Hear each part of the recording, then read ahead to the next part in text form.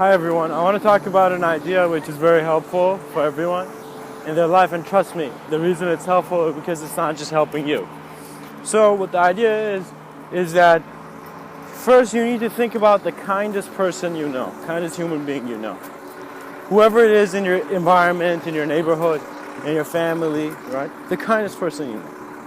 Now, you need to try and, not try, but become the kindest person you know. In other words, you need to be more kind than the kindest implication someone has given you. And you realize you don't do it by acting kind. Kindness is not it's not an act, it's not a performance. It's more of understanding that there's no reason to take, but there's so many reasons to give. Because everyone is going through their struggles of trying to look out their eyes and find their greater clarity. But not everyone is aware. People get involved in games. There are games you have to maintain. There are responsibilities you get. You're responsible to your environment, to your place, to your parents, to all this stuff. And so the best decisions are known to get involved in the system and become a good part of the system. But you know, all systems have their good and bad. So your life is not just the good part of the system. It's a fluctuation between these different states of being which allow you to perceive and observe more of what is good for you and more of what is bad for you. More of what good means, more of what bad means. And so when you become kind, you got to first be kind to yourself, and you got to understand, you got to get rid of all the judgments you have towards yourself, all the ideas, all the themes which are creating a bothersome reality for you, you know.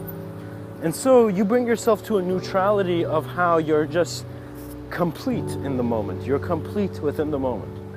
When you're complete, you have everything to give but nothing to lose. When you existentially realize this, you become a gentler and calm person. You become sensitive to life.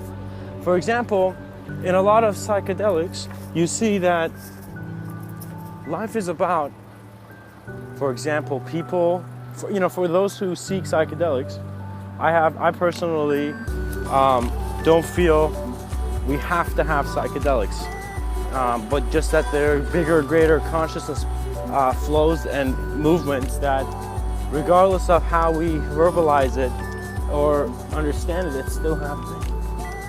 In other words, there is a direction to the stream of life.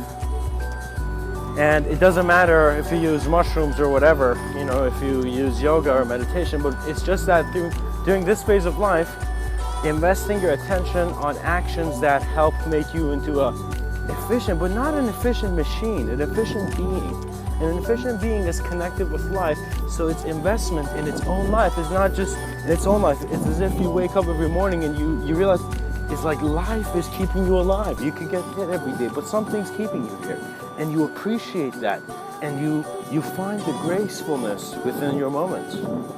Only you can see this, guys, Only you can see the saint you can be, and similarly, only you can see the type of sinner that you are. Not everyone sees the same sinner. People may even judge you for things that are not even real to you doing for yourself. If I told you you love backflips, you might not like backflips, So it becomes a revelation to you that there can be projections of you being real in other people's minds differently than how you're real in your own mind. So you see the difference between these fluctuations in awareness. And you see that when another voice is communicating to you, for its own certainty, it has to recreate you. In other words, if I want to talk about you, the moment I begin creating a version of you in a certain story of mine, it is not the real you. I don't have your full sight. I have only what I see from you. So technically, you cannot get judged. You can only get judged by agreeing into the versions of you that others can create in their minds to even perceive you. And that depends on your ability to communicate. So that your ability to communicate shows how able you are. It shows actually the quality of how you're real to yourself and to even perhaps others. But you need to understand, if you're not real for yourself existentially, if you don't see the full extent of the creative ability you have in regards to your free will, you will spend your days in unnecessary distraction. In other words, what is it that you're contributing your attention to every day into discovering and exploring and bringing about? You know? It's interesting. Sometimes they talk about the art of writing being lost, and that could bother you. But for me, I personally love writing. It's one of those arts I do every day.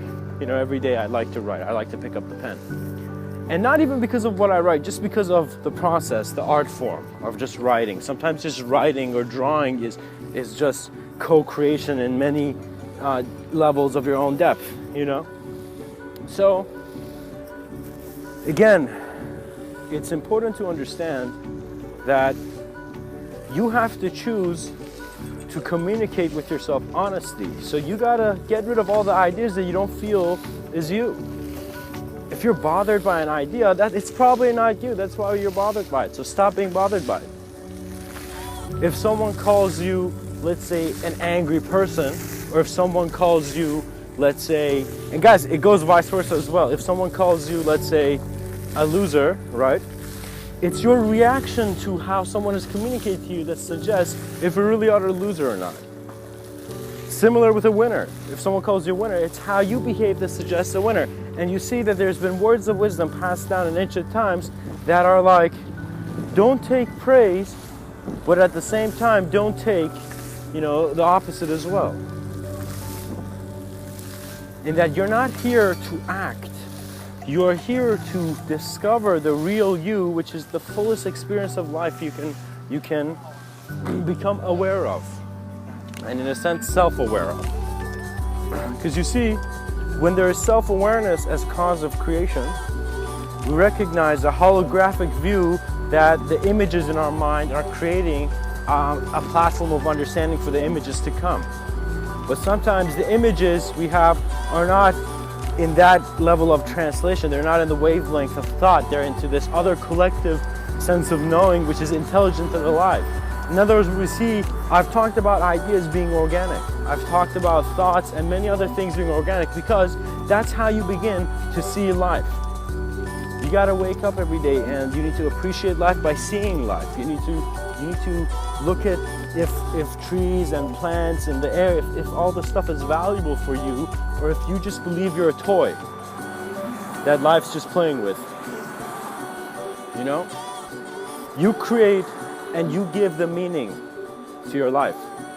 And so it depends on how aware you are in regards to the meaning you're giving. How much, it depends on that internal communication you have, which is this external awareness.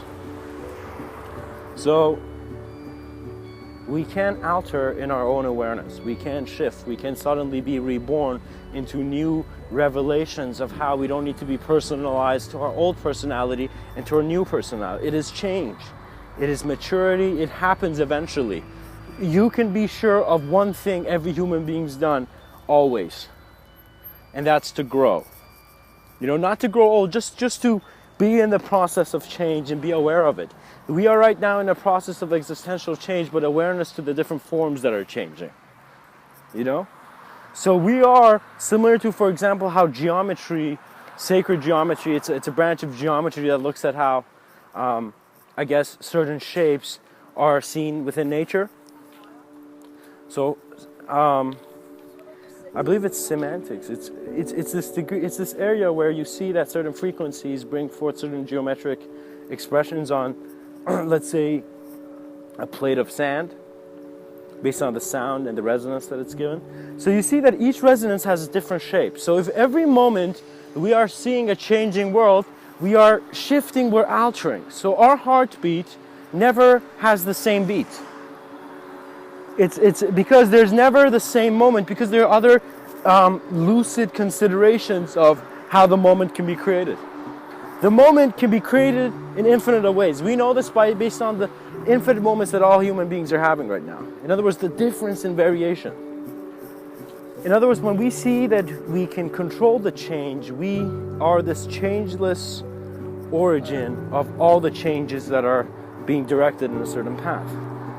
We need to find our greater direction by looking at where things are heading on a greater and more self-aware view.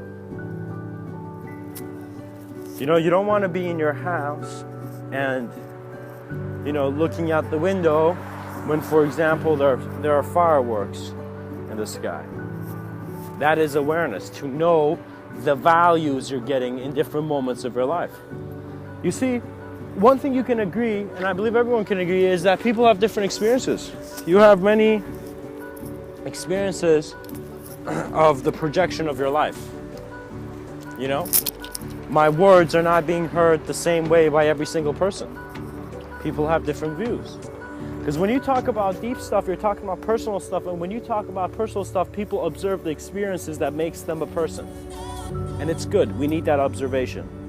We're not here to maintain just an infinite level of comfort. We're here to open our eyes to the degree that we see we never close them. And that is inspiration. And the greatest and the most immediate thing you can do into approaching this is by becoming the kindest person you know. And when I say kind, it's selfless. In other words, if you have something which someone asks you, life asks you, a condition where something comes in, you can provide in a detached manner. Guys, there are different ways of giving. There are ways where you give something but you're still attached to the thing, and you're attached to the idea of giving as well. It's not just the object you're attached to. You're sometimes like, what's my reward going to be? Because I got this money from somewhere. But you realize, no, you don't keep anything. You don't keep a lot of things, regardless of how many people try to control all assets. Because you're temporal, we have a temporal grip. You have a temporal grasp. In other words, the ways you're understanding concepts now are relevant to the reference point that is this body. Eventually, as this body changes, your self-awareness will be a different relationship of existence, and perhaps a relationship of existence that's different in one view, but connectively perceived in all that is. In other words, I look in the mirror, I look through my eyes, and the same knowing is present in the vacuum that is this cosmic opening for us. That is this cosmic space. That is the space of the cosmos. You know, it's a scale in size. Because how you react to a problem is how real the problem is for you. You could be sitting in your house and people could, you know, someone could come up and be like, you're watching TV, and someone could be, you know, the Nazis are coming, or some force or negative, and you know, you're in your house and you choose how to react to the information based on how real it is. So you need to understand your experiences are making some things more real for you than other things. If you've had an experience of pain, you will go towards a reality that is more real for you, therefore something in which pain is present, or an observance of pain. You can give yourself the permission to experience the reality of bliss and a better world. You need to give yourself the permission and the allowance to be aware of your existence in better and more greater ways, in more omnipresent ways. You define your relationship with existence, with the universe, with everything, right? So it depends. If you want to be working in a place where you're judged by others and molded by their views, then you can choose to. But you can also choose to have clarity of your own experience, of your own thought. Because I'll tell you, once you become honest with yourself, you begin going at a path no one has told you about. Nobody even knows about, only you know about, because you're living it. And it's beautiful. It's a beautiful personal journey that you have trust in the places you're going. It's as if you know you've come to Wonderland. So you're always in this wondrous joy, right? But if you don't know you've come to Wonderland, if you think you're in some form of hellish objective existence, then that is your fault in your stars. And just, you know, it's the fault in your stars, I guess. You're choosing to see the stars being very distant from you.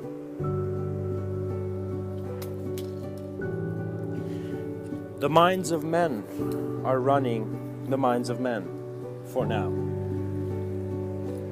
And sometimes we have thought that other forms of mind, which we do not collectively acknowledge, have also led the minds of men. But we need to understand that Christopher Columbus wasn't the last explorer of new lands. There are new territories that exploration has become. It's more in the mental region in regards to what is our experience with the combination of awareness we have to our thoughts, to our bodies, and the combination of what happens next within the moment.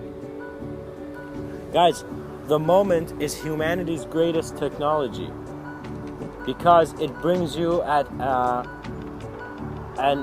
a very capable and infinite level of potential possibility, perception, and creation. In other words, you can see greater relationships of your life if you're not distracted by the old ones. If I'm not trying to relate everything to a mean, I can see the value the relationship has to others. Beauty is always present. We choose to see that which is not beautiful. We create the ugliness in our life. And when you realize this, does your life really need to be that ugly? You choose how dirty your glasses are. But also know that the same choice that brought you into a bubble of awareness has the ability to make you aware of your moment in infinite ways. And guys, this is not poetry. I'm not joking around. Your awareness to your moment can alter based on your allowance of perceiving things that are not objectified or subjectified. It's back then, they're like, okay, we're not just the body because we're thinking, and they got lost into this realm of the thinker, but actually, it is not just thinking. Because even thoughts are observable. Because you see, there are many combinations of how creation plays with itself. And you choose the games you want to be in. You choose if you want to endlessly fuel the same moments, or you want to endlessly, re-experience the same moment, but with a different level of awareness. And guys, it's beautiful because it's as if there's a different level of awareness. If I told you, think about you being aware of where you are, and then think about every human being suddenly being aware of where you are, and then think about every existing thing being aware of where you are, and you realize, okay, how can everything be aware of me? It's only the moment. It's only my attention to it. Because if your head's pointed this in a way where you're seeing something else, you're not going to see this other thing. So your beliefs are not meant to make you into some solid rock, but into a transparent mirror that doesn't have to be even held in front of a face. Guys, you can experience yourself through, at first, it's the idea. So in other words, we can have new ideas, but then you can have new experiences that are not limited to the locality of choice. In other words, if you choose to experience something from another time, you can. You can choose to experience your thoughts in a way where they affect the reality of your, physicality. How you're patterned and aligned to be presented here. In other words, your DNA, your genes, your design. That's something to be appreciated. Always appreciate the design of your existence and the design of your moment. Because it is always useful, it is always abundant, and it is an omnipotent range. In other words, what you share in common with greater and higher beings is your self-awareness to the moment of what your existence is. Trust me, awareness to the moment is important. Because we are at a world where we are overwhelmed by expectations of other beings, but we are not understanding the holographic nature of the mind. You see, we have different dimensions, and so Earth is being perceived on many different levels to even have a conception of what is even extraterrestrial to Earth. What is extraterrestrial to Earth perhaps may not be extraterrestrial to the ideas you can receive in this life. In other words, I've received ideas that have been irrelevant to my upbringing or my conditioning or the images I've seen. It's as if once you listen to your life, it has things to just say to you. Things that only you understand, only you can see in the reflection that is, that is whether, just a pebble on the ground or the stars that call you very closely, or hold you very closely actually, because we're made of stars in a sense. So I hope with all this you realize the value of self-aware and conscious breath into an awareness of the moment, because it is a very powerful thing. This is my voice.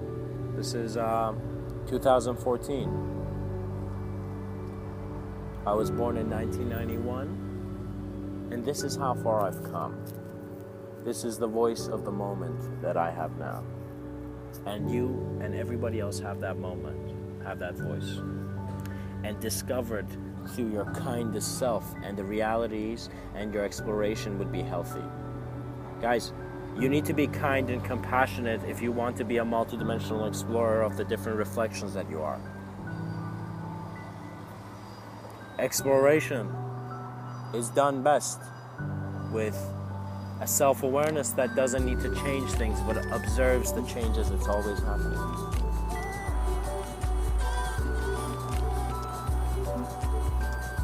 I feel many people will hear my talks and they will be, his words are below me, his words are above me, his words are like this, he comes across as this, he's this kind of a guy. And you realize that is your immediate engagement, because if you listen to me long enough, I really hope there isn't a me to listen to. I hope you really hear life, but you don't hear the shapes that are blinding our eyes to their limited patterns. Blindness is not a need to become angry and destroy. Blindness means reclarification, reobservance of what is your presence. And it's always best. Thank you.